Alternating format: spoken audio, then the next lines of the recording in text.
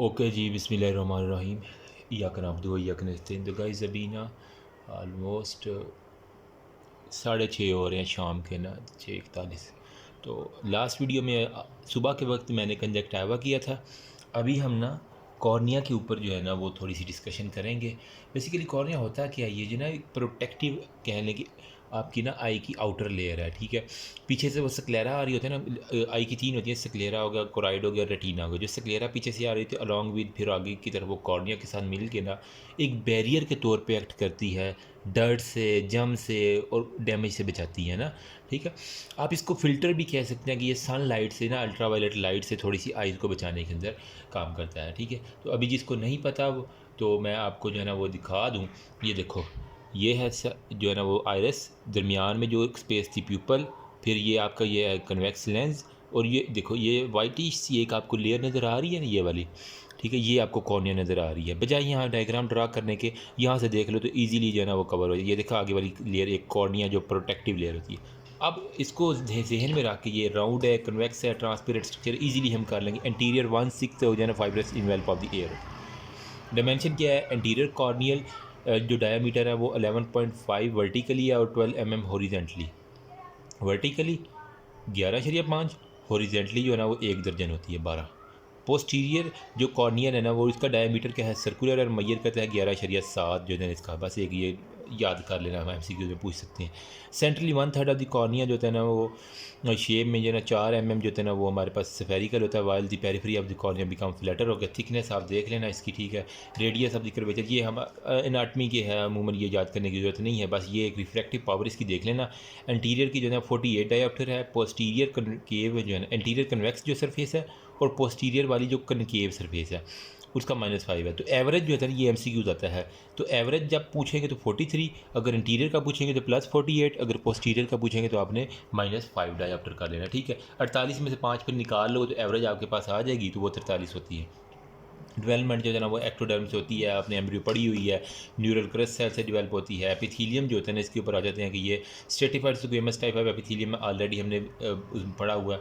Bezel cell में columnar cell आपको नजर आएंगे। विंग सेल जो होते हैं ना वो होते हैं सरफेस सेल होते हैं, ठीक है। मतलब एपिथीलियम के अंदर कौन कौन से सेल आपको नजर आएंगे, नंबर 1 पे आपके बेजल सेल, ठीक है। नंबर 2 पे आपके पास विंग्स सेल होते हैं, और नंबर 3 पे आपके पास सरफेस सेल होते हैं, ठीक है। सरफेस सेल, ये 3 सेल जो है ना, विंग सेल हो गया और सरफेस सेल और बेजल सेल, ये 3 जो है ना आपको पता होने चाहिए। ये वाई में पूछ लेते हैं। बाउमेंस एक मेम्ब्रेन होती है जो कि सेलुलर लेयर है कॉन्डेंस्ड कोलेजन फाइबर्स की, abruptly at the periphery of the cornea में, तो हैज़ नो पावर और रीजनरेशन आफ्टर डैमेज। अगर ये एक दफ़ा डैमेज होगी तो आपके पास कोई भी ऐसी ताकत नहीं है जो अल्लाह के सिवा कि जो इसको दोबारा रीजनरेट कर सके, ठीक है। तो अभी मैं आपको ना बाउमेंस मेम्ब्रेन जो होता है ना आपको मैं दिखाता हूँ, जो कि ये मेरे पास आ गई है, ठीक है। यहाँ पे देखो, ये देखो, सबसे ऊपर हमने एपिथेलियम की बात की, ठीक है, जो कि एपिथेलियम थी, बेजल, विंग्स, और हमारे पास कौन से थे, सरफेस सेल, एपिथेलियम। उसके बिल्कुल नीचे जो है ना बाउमेंस मेम्ब्रेन होती है, ये वाली, ये येलो वाली आपको जो नज़र आ रही है। ईजी हो गया। यहाँ पे जो है ना वो आपको कहते हैं कोलेजन फाइबर, अगर ये डैमेज होगी येलो वाली, पीले वाली, तो फिर आपका जो है ना वो काम ख़राब है। फिर आपके पास उससे नीचे जो है ना वो स्ट्रोमा आ जाता है। स्ट्रोमा के अंदर 90% थिकनेस होती है। कोलेजन लेमिला होती हैं, और इसके अंदर प्रोटियोग्लाइकेन्स होती हैं, केराटोकॉइड। ये आप खुद भी लिख सकते हैं, कोई इतना मुश्किल वाली बात नहीं है।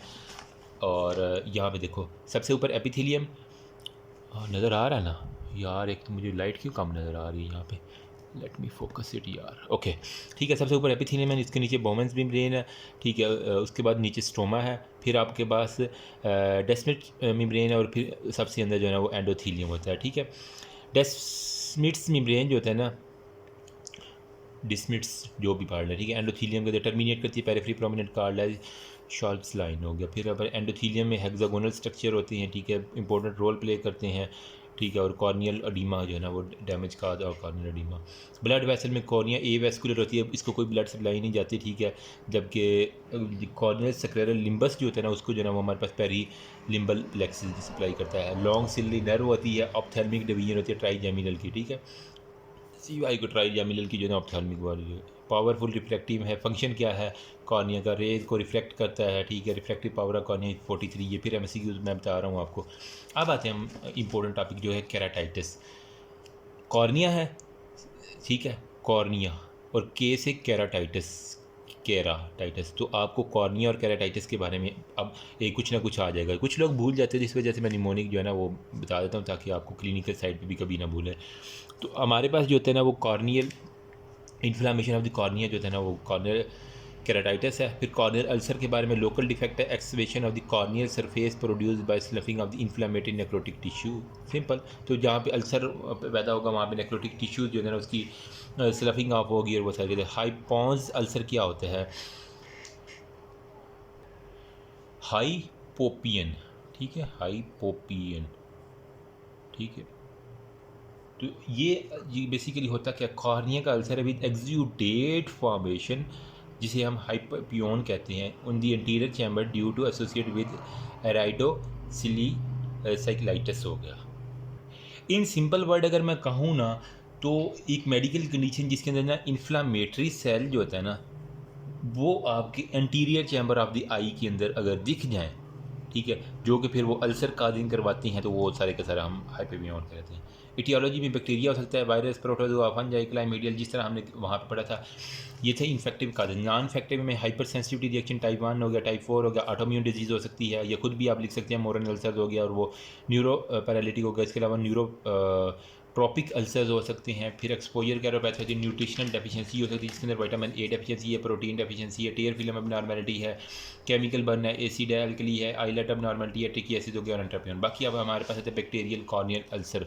ज़ाहिर बात है बैक्टीरिया की वजह से होगा।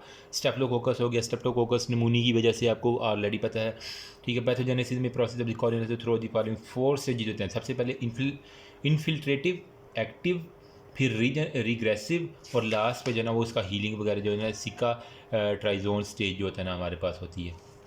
मतलब आपके पास IA इंशाल्लाह CR। तो ये एक निमोनिक मैंने लिखा हुआ था, ठीक है।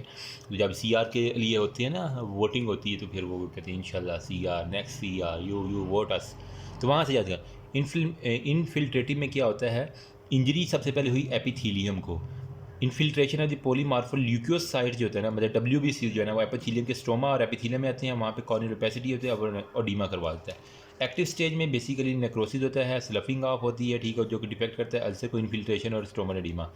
क्लिनिकली जो है ना वो ग्रीनिश वाइटिश जो होता है ना वो स्वेलन कॉर्निया होता है, ठीक है। उसके बाद एंटीरियर यूवियाइटिस होता है, ब्लेफ्रोस्पाज्म होता है, पेन होता है, फोटोफोबिया, लैक्रीमेशन होती है, वो सारी हाइफियन जो होता है ना फ्रीक्वेंट फाइंडिंग होती है। फिर हमारे पास ये देखो एक्टिव अल्सर आपको नज़र आ रहा है, ग्रीनिश सा उसने कहा था, ये ग्रीनिश वाइटिश स्वेलन यहाँ पे उसने बताई है बात, तो ये आपको ये ग्रीनिश वाली नज़र आ गई, ठीक है। हपियोन्स ये देख लो, हेजी कॉर्निया, सिली कंजेशन आपको सारी की सारी दिख रही है। रिग्रेसिव में क्या होता है, हार्ट में नेचुरल होस्ट मैकेनिज्म होता है, ल्यूकोसाइट इसके अंदर होता है, develop around the ulcerated area. बस इतनी सी बात आपने याद रखनी है रिग्रेसिव स्टेज के अंदर ना, ठीक है। नेचुरल होस्ट मैकेनिज्म होता है जो कि इन्हांस करता है नॉर्मल होस्ट रिस्पॉन्स को ना। फिर हमारे पास होते हैं cicatrisation, progressive epithelialisation of the ulcer with subsequent scarring. इसके अंदर आपको स्कारिंग नज़र आ जाएगा न्यू स्टर्मल लैमिना फॉर्म की वजह से, तो केराटिसाइट। अब क्लिनिकल फीचर में क्या है, पेन होगी, ब्लड विजन, लैक्रीमेशन, रेडनेस और हेलोस होगा, जितनी कॉर्नियल एडिमा जिसे हम कहते हैं। खुद आँख को देख के आप लिख दोगे डीप सारे के सारे सिम्टम, ठीक है। दर्द होगी, नज़र कम आएगा, वहाँ से आंसू आंसू आंसू आंसू निकलेंगे, लाल रत्ती लाल होगी, ठीक है। और उसके बाद वहाँ पे एडिमा फूली सूजी हुई होगी।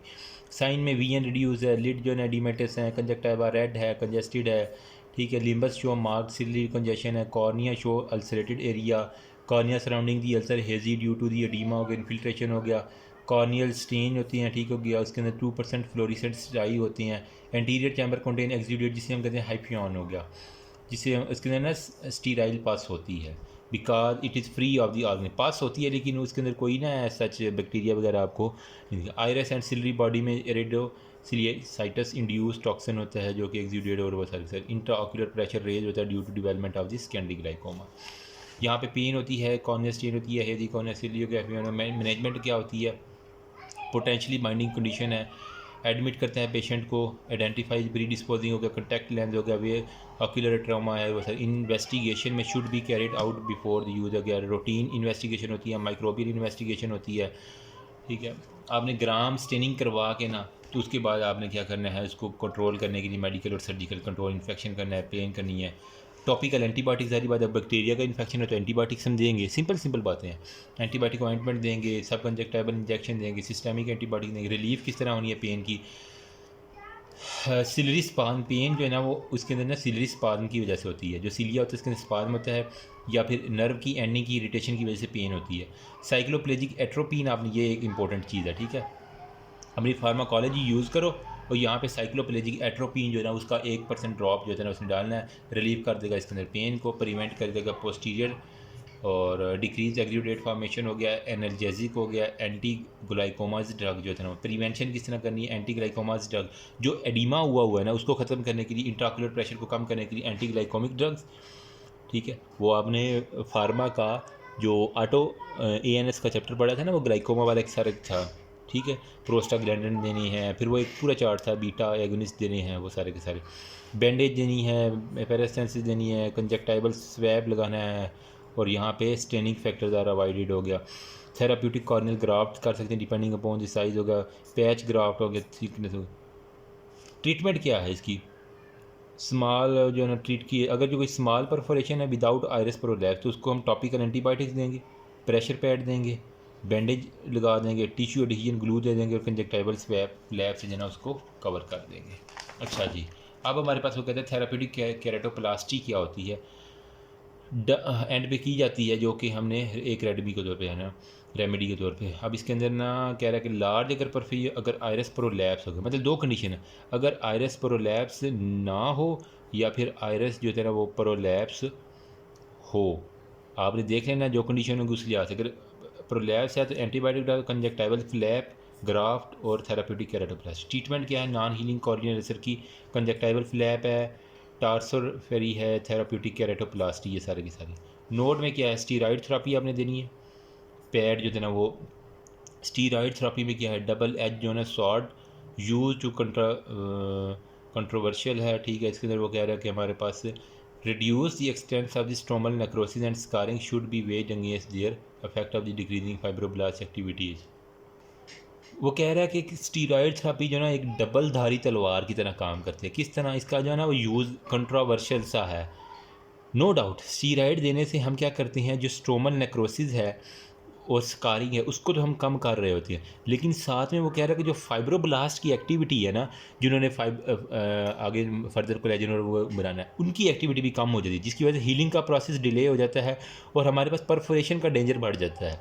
तो स्टीरॉयड है potential to prolong the infection, उल्टा ठीक होने के वो प्रोलॉन्ग कर देता है इन्फेक्शन को, जिसकी वजह से मसले बन सकते हैं।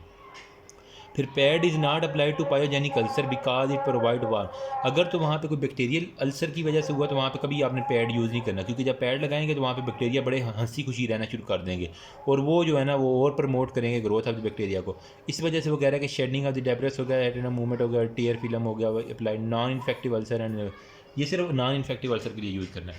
कॉम्प्लिकेशन ऑफ क्या है, टॉक्सिक एरेडोसिलाइटिस हो सकता है, प्रूलेंट जो है ना कॉर्नियल अल्सर के अंदर, सेकेंडरी ग्लाइकोमा हो सकता है, इंटीरियर जो है ना चैम्बर वो ब्लॉक हो सकता है, डिसेमेटिसील हो गया, इसमें क्या होता है, मेम्ब्रेन जो है ना sloughing of the corneal, Descemet membrane जो हमने पढ़ी थी ना फोर्थ वाली, डिसेमेट्स मेम्ब्रेन ये वाली इसकी बात कर रहा है वो, ठीक है। वो कह रहा है कि इसके अंदर जो है ना वो बल्जिंग हो सकती है, परफोरेशन ऑफ कॉर्नियल अल्सर हो सकता है, और प्रोलैप्स ऑफ द आइरिस जो है ना इमीडिएटली फॉलोइंग दिस। अगर तो हमारे पास प्रोलैप्स है तो आपने जो है ना सबलक्सेशन एंड एंटीरियर में occur due to sudden stretching and rupture of the zonule, जब उसके अंदर मेम्ब्रेन की बल्जिंग होगी तो वो कह रहा है कि हमारे पास जो लेंस है ना उसकी डिसलोकेशन बड़ी कॉमन देखी गई है ऐसे पेशेंट के अंदर। कैटरैक्ट मोतिया आ सकता है, endophthalmitis, inflammation of intraocular contents जो होता है ना उसकी इन्फ्लामेशन होती है, panophthalmitis, inflammation involving the ocular cavities and all the layer of the eyeball, intraocular haemorrhages हो सकती हैं, रेटिनल डिटैचमेंट हो सकती है, इंटीरियर से और कॉर्नियल फिस्टुला हमारे पास बन सकती हैं, ठीक है। फिर हमारे पास कॉर्नियल स्कारिंग में कॉर्नियल ओपेसिसिटी हो सकती है, हील्ड हो गया, नेब्यूला होता है बेसिकली बोमन लेयर, और सुपरफिशियल स्ट्रोमा जो है ना इसकी स्कारिंग जो है ना वो अगर हो जाए, मैक्यूला में सेमी डेंस कैपेसिटी है, ल्यूकोमा, ये क्या है, डेंस वाइट ओपेसिटी है, एडहेरेंट ल्यूकोमा अगर dense white opacity with iris attach to on the back of the surface. फिर सूडोकॉर्निया है, और फिर एंटीरियर स्टेफलायोमा, ठीक है, ये हो सकती है। नेक्स्ट जो है ना वो हमारे पास है फंगल केराटाइटिस। तो ज़्यादा नहीं तो यार कुछ ना कुछ रिवीजन हो ही रही है ना, तो इंशाल्लाह इसको करेंगे। उसके बाद हम वायरल करेंगे केराटाइटिस, फिर हमारे पास ये केराटो यूवियाइटिस आ जाएगा, एंड देन हमने एक्सपोजर केराटोपैथी करके और केराटोकोनस करना है, और हमारे पास ये चैप्टर ख़त्म। Thank you.